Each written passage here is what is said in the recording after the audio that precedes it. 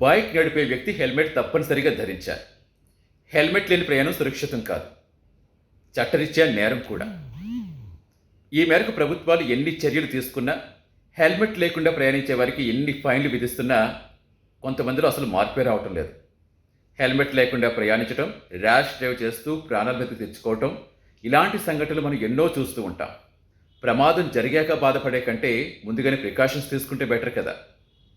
ఈ మేరకు సినీ సెలబ్రిటీలు, రాజకీయ ప్రముఖులు చాలా భారీ ఎత్తున ప్రచారం చేస్తూ ఉంటాయి.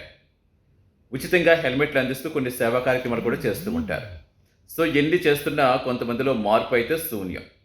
సో ఈ మేరకు ఇప్పుడు తాజాగా కేంద్ర ప్రభుత్వం వాహన తయారీదారులకు కొన్ని మార్గదర్శకాలు ఇచ్చింది. అదేంటంటే బైక్ కొనే వ్యక్తికి బైక్తో పాటుగా 2 హెల్మెట్లు తయారీదారులు అందించాలని సూచించింది. ఐఎస్ఏ సర్టిఫైడ్ పొందిన 2 హెల్మెట్లను బైక్తో పాటుగా బైక్ యజమానికి అందించాలని ఉత్తర్వులు జారీ చేసింది. సో బైక్ నడిపే వ్యక్తే కాదు, వెనక కూర్చున్న వ్యక్తి కూడా హెల్మెట్ ధరించాలి. ఈ రూల్స్ ఎప్పటి నుంచో ఉన్నాయి. మరి ఇన్ని రూల్స్ తెలిసినా ఫైన్లు కడుతున్నారే కానీ హెల్మెట్లు మాత్రం పెట్టుకోవట్లేదు.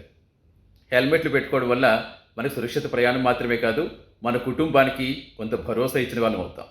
సో ఖచ్చితంగా ప్రతి ఒక్కరూ హెల్మెట్ పెట్టుకునే డ్రైవ్ చేయాలని కోరుకుందాం.